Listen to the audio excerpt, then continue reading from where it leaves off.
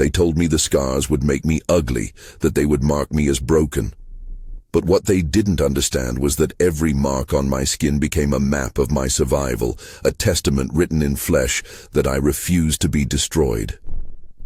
My name is Sarah, and this is the story of how I learned that true strength doesn't come from avoiding pain, but from deciding what that pain will mean. If you want to witness a story of unbreakable courage and human dignity, subscribe to this channel and hit the notification bell to follow more stories like this one. The Virginia plantation where I was born knew my mother's voice before it knew mine. She sang while she worked the tobacco fields, songs that carried the weight of ancestors I would never meet, melodies that held secrets the overseers couldn't translate. Her name was Ruth, and she taught me something more valuable than any skill with my hands. She taught me that my mind was territory they could never own. I was 7 years old when I first understood what it meant to be considered property. Master Calloway stood on the auction block that day, not selling me, but selling my Aunt Dinah to a man from Georgia. I watched her face, searching for tears, but she stood tall, her eyes fixed on something beyond the crowd, beyond the humiliation. Later, my mother whispered to me in the darkness of our cabin, "They can sell our bodies, child, but they can't auction what lives in here."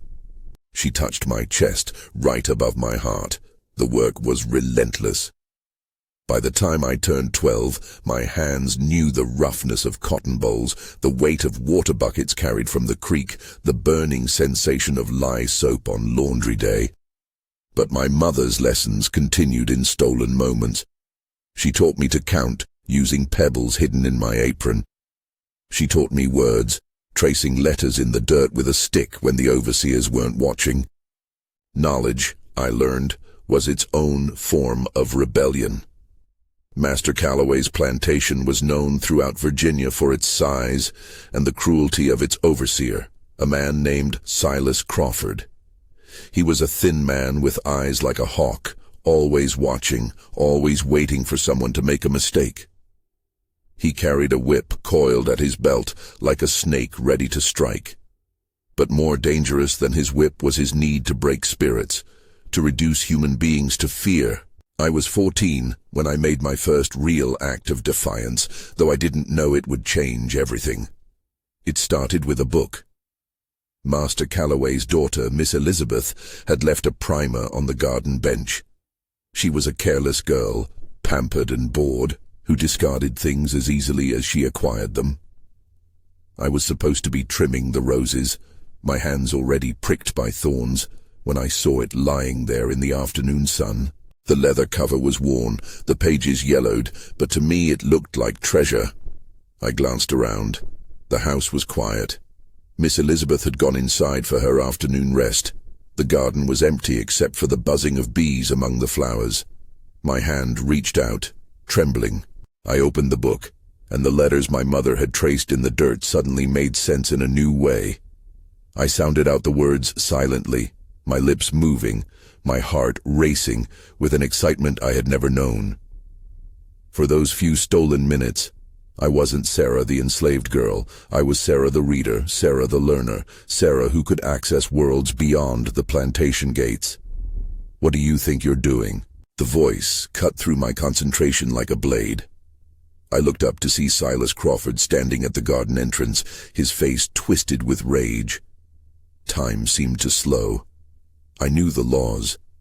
I knew that teaching enslaved people to read was forbidden, that even possessing a book could mean severe punishment. But in that moment, standing in the garden with the primer in my hands, I made a choice that would define the rest of my life. I didn't drop the book. I didn't apologize. I closed it carefully, set it back on the bench, and met his eyes. "I was returning Miss Elizabeth's book, sir," I said, my voice steady despite the fear coursing through my veins. His eyes narrowed. "You were reading it?" "No, sir, I don't know how to read." "You're lying." The word hung in the air between us like a death sentence. He took a step toward me, his hand moving to the whip at his belt. "We don't tolerate lies here, girl, and we certainly don't tolerate slaves getting ideas above their station." What happened next happened fast. He grabbed my arm, his fingers digging into my flesh, and dragged me toward the whipping post that stood near the barn like a monument to suffering. Other enslaved people working in the fields looked up, their faces carefully blank, but I could see the fear in their eyes. Fear for me, fear for themselves. My mother appeared from the kitchen house, her face stricken. "Please, Mr. Crawford, she's just a child. She didn't mean—" "Silence," he barked, "unless you want to join her." My mother's face crumpled, but she stepped back, her hands clasped in front of her as if in prayer. Silas Crawford tied my wrists to the post. I could feel the rough wood against my palms, worn smooth by how many others before me. I closed my eyes and thought of my mother's words. "They can't auction what lives in here." The first lash came without warning. The pain was unlike anything I had ever experienced. It was fire and lightning, tearing across my back with a force that made my knees buckle. But I didn't scream. I bit down on my lips so hard I tasted blood, but I didn't give him my voice. The second lash came, then the third. I focused on breathing, in and out, in and out. I focused on the oak tree beyond the barn, its branches reaching toward the sky like arms lifted in praise. I focused on my mother's songs, singing them silently in my mind, each note a shield against the pain. By the 10th lash, I felt something inside me shift. The pain was still there, sharp and overwhelming, but I was no longer just enduring it. I was observing it, separating myself from it, finding a place inside my mind where Silas Crawford couldn't reach. "They can't own what lives in here." When he finally finished, he left me tied to the post, my back a landscape of blood and torn flesh. "Let this be a lesson," he announced to everyone within hearing. "This is what happens to those who forget their place." But as I hung there, barely conscious, I knew something he didn't. The lesson I had learned was not the one he intended to teach. My mother and another woman named Esther cut me down after Crawford walked away. They carried me to our cabin, laying me face down on the straw mattress that served as my bed. The pain was excruciating, each movement sending fresh waves of agony through my body. "Hush now, baby," my mother whispered, her tears falling onto my torn back. "Hush now." Esther, who knew the healing properties of every plant that grew in Virginia, went to work with a quiet efficiency born of too much practice. She cleaned the wounds with water boiled over the cabin's small fire, then applied a poultice made from herbs she had gathered in the woods. The smell was sharp and earthy, and the cooling sensation brought a small measure of relief. "You were brave today," Esther said softly, her weathered hands gentle despite their roughness. "Too brave, maybe."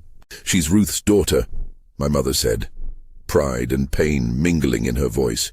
"Brave is in her blood." Over the following days I drifted in and out of consciousness, fever burning through my body as my back tried to heal. In my delirium I saw visions. I saw women who looked like me, standing tall despite chains. I saw men who had built pyramids and kingdoms. I saw children who learned despite laws designed to keep them ignorant. I saw a future I couldn't yet name but could somehow feel, like the promise of dawn while it's still dark. When the fever finally broke, I was changed. The wounds on my back would heal into raised scars that would mark me for the rest of my life. But something else had been carved into me that was invisible yet more permanent. A determination, a knowing, a refusal to be diminished. I was 15 when I met Moses, though that wasn't his real name. His real name was Solomon, but everyone called him Moses because he had a gift for leading people to freedom. He was a free black man who traveled through Virginia as a blacksmith, but his true work was as a conductor on the Underground Railroad. He came to repair tools on the Callaway plantation, and I noticed immediately how he carried himself differently from the enslaved men I knew. His back was straight, his eyes clear and direct. When he spoke to Master Callaway, there was respect, but not subservience, a subtle distinction that fascinated me. I was carrying water from the well when he approached me, his voice low. "Those scars on your back tell a story," he said, though I was fully clothed and wondered how he knew. "But the look in your eyes tells another one." I froze, unsure if this was a trap. "You're the reading girl," he continued, hammering at a horseshoe as if we were discussing the weather. "Word travels among those who listen." "I don't know what you mean," I said carefully. "Yes, you do." He looked up then, and his eyes held a map I desperately wanted to follow. "The question is, what are you going to do with that knowledge? Are you going to let fear keep you small, or are you going to let courage make you free?" That night I couldn't sleep. Moses's words echoed in my mind, colliding with my mother's lessons, with the pain still etched in my back, with a hunger that had been growing inside me since the day I first touched that book. What was I going to do? The answer came slowly, like a seed pushing through hard soil. I was going to teach, in secret, in darkness, in whatever stolen moments I could find. I was going to pass on what I knew. Because if knowledge was power, then sharing knowledge was revolution. I started small. There was a boy named Elijah, maybe 10 years old, who worked in the stables. He was quick and clever, always asking questions that annoyed the overseers. I began teaching him letters using a stick in the dirt behind the barn, disguising our lessons as play. Then came Rebecca, a young woman who worked in the kitchen house. She was pregnant with her third child, and she wanted desperately to be able to write her children's names, to have something of permanence in a world that treated them as temporary. And Thomas, an older man who had been on the plantation longer than anyone could remember. He learned slowly, his fingers stiff from decades of labor, but his determination was absolute. "I want to read the Bible myself," he told me, "before I die. I want to see God's words with my own eyes, not filtered through a master's interpretation." We met in the woods at night, when the moon was bright enough to see by. We met in the quarters, during the brief rest period on Sunday afternoons. We met anywhere we could find shadows deep enough to hide our defiance. For 6 months, we evaded detection. 6 months of whispered lessons, of letters traced in dirt and memorized before being erased, of words sounded out in voices barely above breath. And then we were discovered. It was Thomas who gave us away, though not intentionally. He had been practicing writing in the quarters, so focused on forming the letters of his granddaughter's name that he didn't hear the overseer approaching. Crawford found him with a piece of charcoal and a scrap of wood, the evidence clear. Thomas was whipped until he revealed the others. I don't blame him. They broke 2 of his fingers first, and pain has its own language that demands answers. By dawn we were all assembled in front of the main house, Elijah, Rebecca, Thomas and me. Master Calloway stood on his porch, his face a mixture of anger and what might have been fear. Because knowledge in the enslaved was dangerous. Knowledge led to questions, questions led to resistance, resistance led to rebellion. "Who taught them?" Master Calloway demanded. Silence. "Who taught them?" he repeated, his voice rising. Silas Crawford stepped forward, his eyes fixed on me.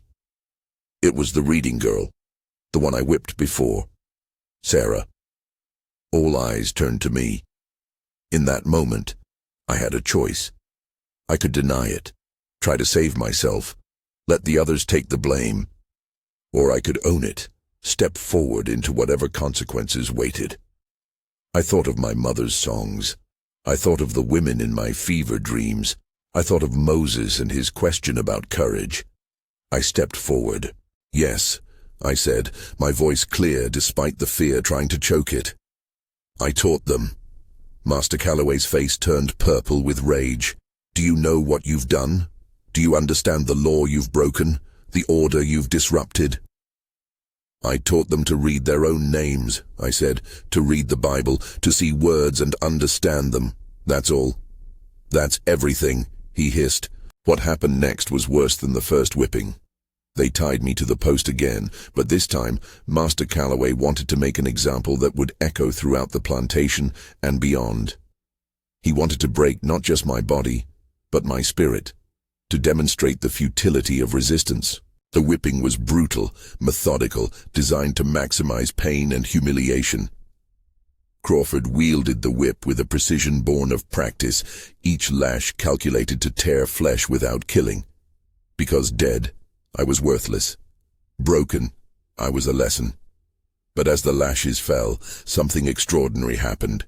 The other enslaved people began to sing. It started with my mother, her voice rising with one of the old songs, the ones that carried coded messages about freedom and rivers and following the drinking gourd north.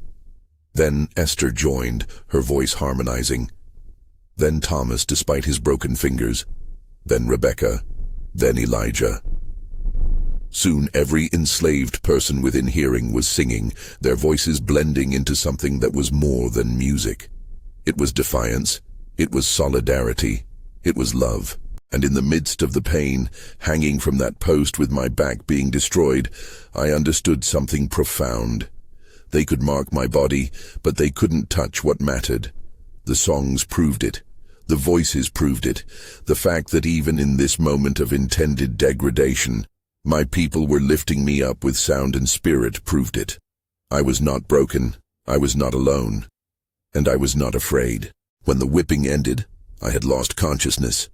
When I woke, I was back in the cabin, my mother sitting beside me, her face aged by sorrow but her eyes still fierce. "My baby," she whispered, smoothing my hair. "My brave, foolish baby." "Mama," I croaked, my throat dry. The others? They were punished too, not as severely, but they survive. We all survive. "I'm sorry." "Don't." She pressed her fingers to my lips. "Don't you dare apologize for teaching them to read. Don't apologize for giving them something no one can take away." The scars from that second whipping were deeper, more extensive. They crisscrossed my back like rivers on a map, each one a story, each one a battle I had survived. When I finally healed enough to look at them in the piece of broken mirror Esther kept hidden, I expected to feel shame or ugliness. Instead, I felt power. These scars were proof that I had lived through what was meant to destroy me. They were proof that pain was not permanent, that healing was possible, that I was stronger than anyone's attempt to break me. I was 16 when Moses returned to the plantation. He took one look at me and nodded slowly, as if confirming something he already knew. "You ready?" he asked simply. "Ready for what?" "Freedom." The word hung in the air between us, heavy with possibility and danger. He explained in whispered fragments over the course of his 3-day stay. There was a network. People who helped the enslaved escape to the north, to Canada, to places where the law didn't define human beings as property. The journey was perilous. The punishment for being caught was death, but the alternative was living and dying in chains. "I can't," I said, thinking of my mother, of the people I'd taught, of the roots I had here despite everything. "Can't or won't?" Moses challenged. I thought about it for days. The truth was complicated. I loved my mother desperately and couldn't imagine leaving her. But I also knew that every day I stayed, I was choosing captivity. And what good was I to anyone, including my mother, if I never claimed my own freedom? When I finally approached my mother with the possibility, she was quiet for a long time. "I've been waiting for you to ask," she said finally. "Mama, I can't leave you." "Yes, you can." She took my hands in hers, her palms worn smooth from decades of labor. "Sarah, listen to me. I am 43 years old. I was born into slavery, and I will die in it.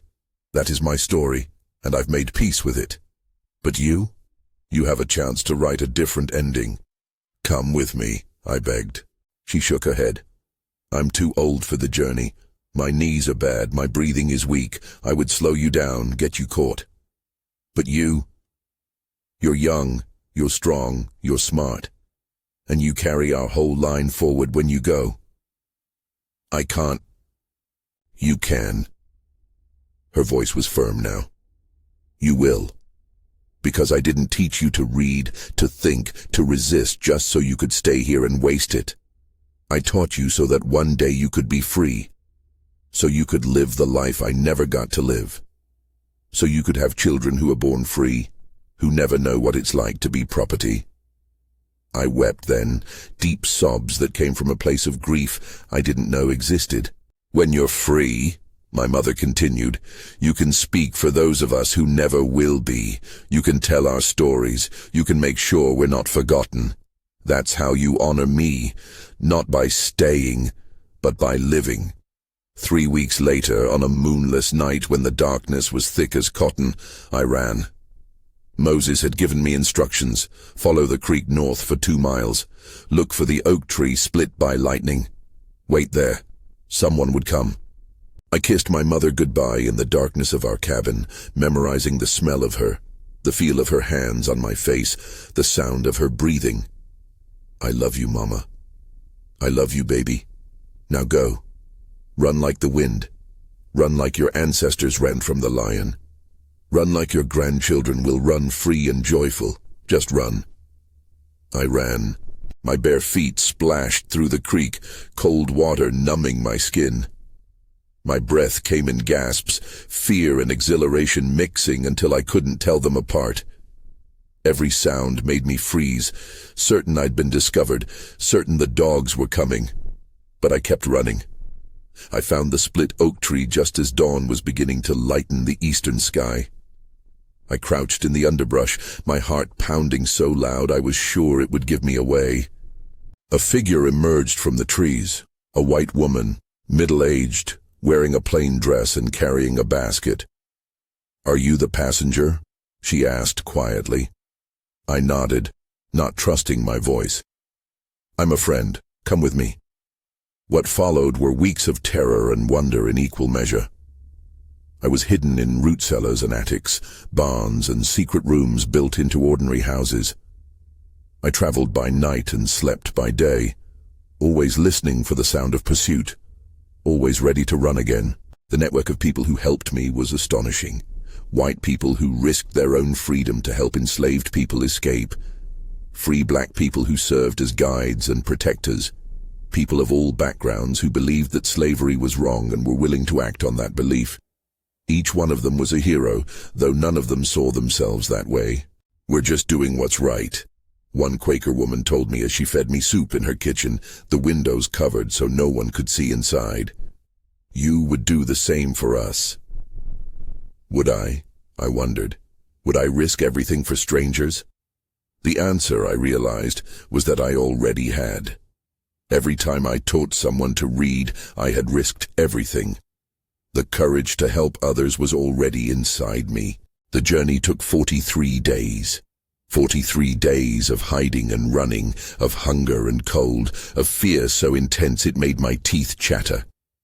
But also 43 days of kindness from strangers, of glimpsing a world where not everyone believed in slavery, of hope growing stronger with each mile north. When I finally crossed into Canada, into true freedom, I didn't celebrate the way I thought I would. Instead, I fell to my knees and wept, for my mother, who would never see this moment, for all the people still enslaved, still suffering, for the long, hard road that had brought me here. But I also wept with relief and joy and gratitude I was free. In Canada, I found work as a seamstress, my hands that had picked cotton now creating beautiful things. I lived in a small room in a boarding house run by a free black woman named Mrs. Patterson, who had herself escaped slavery 20 years earlier. "The scars on your back," she said one day as she helped me with a difficult hem, "they tell your story. Don't ever hide them." I started attending school, a real school where I could learn openly, without fear of punishment. I devoured books like a starving person presented with a feast. History, poetry, mathematics, science.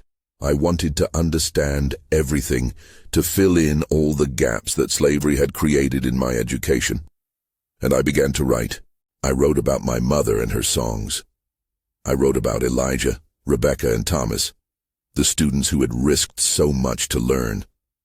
I wrote about the whipping post and the scars and the singing that had held me together when pain tried to tear me apart. I wrote so that people would know, so that the story of enslaved people wouldn't be told only by those who had enslaved them, so that the world would understand that we were not victims waiting to be saved, but human beings with intelligence, courage, dignity, and an unbreakable will to be free. My writings were published in abolitionist newspapers. People began to invite me to speak at gatherings, to share my testimony. At first, I was terrified. What did I, a formerly enslaved girl who could barely read 5 years ago, have to say that anyone would want to hear? But then I remembered my mother's words. You speak for those of us who never will be. So I spoke. I spoke about the humanity of enslaved people, about our dreams and hopes, about the families torn apart by sale, about the intelligence deliberately suppressed by laws against literacy. I spoke about resistance, about the 1,000 small ways people maintain their dignity in a system designed to strip it away. And I spoke about the scars. I would turn around at these gatherings, lift my shirt and show the audience my back. The raised lines, the ridges of healed flesh, the permanent map of violence written on my skin. These scars, I would say, were meant to break me. They were meant to teach me that I was nothing, that I had no rights, no humanity, no worth. But I'm here to tell you that they failed, because I'm still standing, I'm still fighting, I'm still free. The effect was powerful. People who had thought of slavery as an abstract political issue suddenly confronted the concrete reality of what it meant. Women wept. Men looked away in shame or anger. And some, I hoped, were moved to action. 3 years after my escape, I received a letter. It had been smuggled north through the same network that had carried me to freedom, passed from hand to hand, until it reached me in Canada. The handwriting was unfamiliar, shaky, as if written by someone not accustomed to forming letters. But the message was clear. Sarah, it's Thomas. Your mama passed 2 months ago.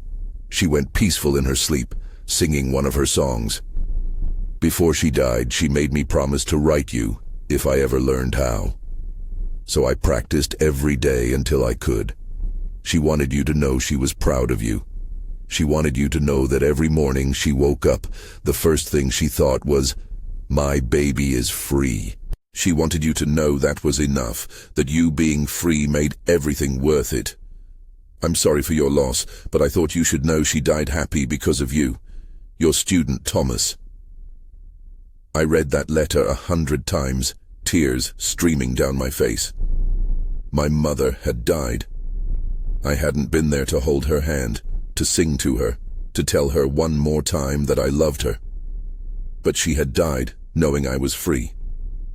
And in that knowledge, she had found peace. I kept that letter for the rest of my life, along with the memory of my mother's face, her songs, her strength, her unconditional love that had pushed me toward freedom, even when it meant losing me. The work continued.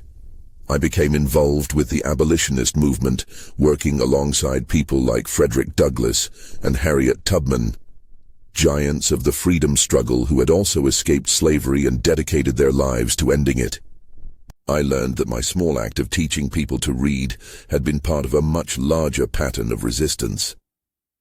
All across the South, enslaved people were secretly learning to read and write, holding clandestine schools, passing knowledge from person to person like an underground river that no amount of law or violence could completely stop. Every enslaved person who learned to read was an act of revolution. Every person who taught someone to read was a freedom fighter. And the scars we carried, the physical and invisible marks of survival, were badges of honor. I was 23 years old when the Civil War began. I watched from Canada as the nation that had enslaved millions of people tore itself apart over the question of whether human beings could be property. When President Lincoln issued the Emancipation Proclamation declaring enslaved people in rebel states to be free, I wept again. It was imperfect, limited, more of a war measure than a moral statement. But it was a beginning. I wanted desperately to return to the South, to find the plantation where I'd been enslaved, to see if any of my people were still there. But Canada was my home now, and I had work to do here, helping newly freed people who were making their way north, providing them with support and resources. Still, the pull was strong, the need to know what had become of Elijah, Rebecca, Thomas, the need to stand once more where my mother had stood and tell her spirit that we had won, that slavery was ending, that her sacrifice had meaning. It took 5 years after the war ended before I finally made the journey south.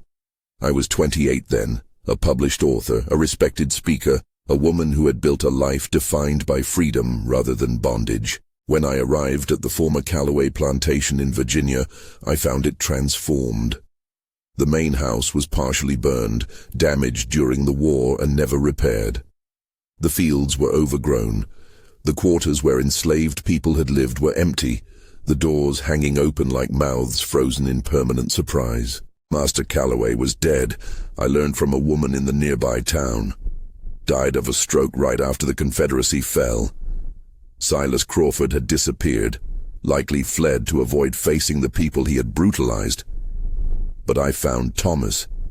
He was living in the town, working as a blacksmith. When he saw me, his aged face broke into a smile that made him look young again. "Sarah," he said, embracing me. "Lord, look at you, free and strong." "Thanks to you, Thomas. You kept learning even after they broke your fingers." He held up his hands, the fingers healed but crooked. "These old hands may be bent, but they can still write my granddaughter's name. She was born free, Sarah. Born free because people like you and your mama fought for it." We walked together to where the old quarters had been. The buildings were collapsing, nature reclaiming what humans had built for such terrible purposes. "Your mama's buried here," Thomas said, leading me to a small plot behind where our cabin had stood. There was no marker, just a simple mound of earth. I knelt beside it, my hands touching the soil that held her.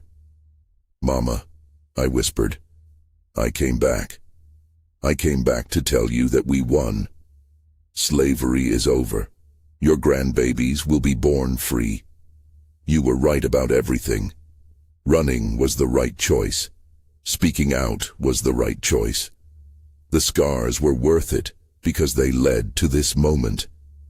I stayed there for a long time, talking to her, telling her about my life, about the work I was doing, about the world that was slowly, painfully changing. When I finally stood to leave, I noticed something growing on her grave, a small plant with purple flowers. I didn't know its name, but it was beautiful, reaching toward the sun despite the hard soil, despite the history of pain that surrounded it. It reminded me of all of us, growing despite everything, blooming despite the scars. I returned to Canada with a sense of completion I hadn't known I needed. My mother was at rest. Slavery was legally ended. The work wasn't finished, not even close, but we had won a battle that many said could never be won. Over the following decades, I continued to write and speak. I watched as formerly enslaved people built schools and businesses, churches and communities. I watched them become teachers and doctors, artists and politicians, parents who could keep their children, spouses who couldn't be sold away from each other. I watched freedom take root. My own scars faded slightly with time, but they never disappeared. I never wanted them to. They were part of my story, part of my testimony, part of the proof that human beings can survive what's meant to destroy them and emerge not broken but transformed. When I was in my 50s, a young woman came to hear me speak. After my lecture, she approached me shyly. "Miss Sarah," she said, "I'm a teacher now at a school for colored children. I tell them about you, about how you risked everything to learn and to teach. I tell them that education is freedom." I looked at her, This young woman who had been born free, who had never known slavery but carried its legacy nonetheless, and I felt something settle in my heart. This was why. This was what the scars had been for. Not the pain itself, but what we built from it. Not the suffering, but how we transformed it into strength. Not the victimhood, but the victory of simply refusing to be destroyed. Tell them something else, I said to her. Tell them that their ancestors were not weak people who needed to be saved. Tell them we were strong people who saved ourselves. Tell them we were brilliant, creative, resourceful, loving, and brave. Tell them the scars some of us carried were maps of survival, not marks of defeat. She nodded, tears in her eyes. I will. I promise I will. I lived to be 73 years old. I saw the end of Reconstruction and the terrible rise of Jim Crow laws that sought to re-enslave people through different means. I saw progress and setback, hope and disappointment, courage and cowardice. But I also saw beauty. I saw black communities that thrived despite oppression. I saw children who learned to read without fear of the whip. I saw families that stayed together.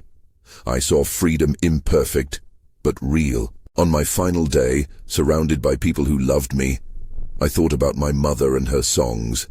I thought about the oak tree I had focused on during my first whipping. I thought about Moses and his question about courage. I thought about Thomas's crooked fingers still able to write his granddaughter's name. And I thought about my scars. Those rivers of raised flesh on my back had told everyone who saw them that I had been whipped, that I had been enslaved, that I had suffered. But they also told a more important story. They told the world that I had survived, that I had healed, that I had transformed pain into purpose and scars into strength. They told the world that I had been enslaved, but I had become free. They told the world that someone had tried to break me, but I had broken the chains instead. They told the world that Sarah, the girl who dared to read, had become Sarah, the woman who dared to be free. And in telling that story, my scars became something beautiful. Not because pain is beautiful, but because survival is, because resistance is, because the human spirit's refusal to be destroyed is the most beautiful thing in all of creation. As I closed my eyes for the last time, I heard singing.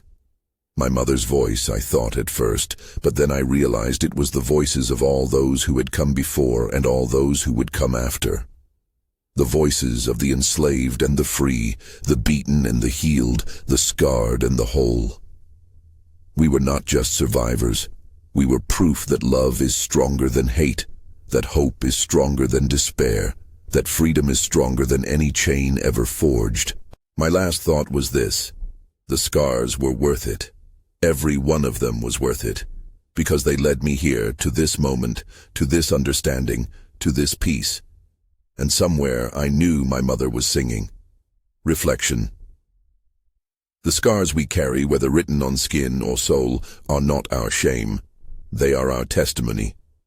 They are proof that we walked through fire and emerged still breathing, still fighting, still hoping, still loving. Sarah's story is not unique. It is the story of millions who suffered under slavery's brutal weight. Millions who resisted in ways large and small. Millions who learned to read despite laws forbidding it. Millions who ran toward freedom despite the risks. Millions who survived, who healed, who built lives and communities and futures from the rubble of bondage. Their scars were maps of courage. Their survival was an act of revolution. Their very existence was a testimony that the human spirit cannot be owned, cannot be broken, cannot be destroyed. We honor them not by forgetting the pain, but by remembering the strength. Not by looking away from the scars, but by understanding what they represent. The unbreakable will to be free, to be human, to be whole. We honor them by continuing the work they began, by fighting against injustice in all its forms, by teaching truth, by loving fiercely, by refusing to be diminished. We honor them by living free. And when we carry our own scars from our own battles, We can remember Sarah and all those like her. We can remember that scars are not endings, they are proof of survival. They are maps of healing. They are beautiful not because pain is beautiful, but because overcoming it is. We are our ancestors' wildest dreams. We are the freedom they fought for. We are the testimony they left in flesh and blood and unbreakable spirit. And we carry them forward, every day, in how we live, how we love, how we resist, and how we survive. This is their legacy. This is our inheritance. This is the lesson of courage written in scars that became stars, guiding us always toward freedom. If this story of unbreakable courage and human dignity moved you, please subscribe to this channel and share it with others. These stories must be told, remembered, and honored. Hit the notification bell to make sure you never miss stories that celebrate the strength, intelligence, and resilience of those who came before us.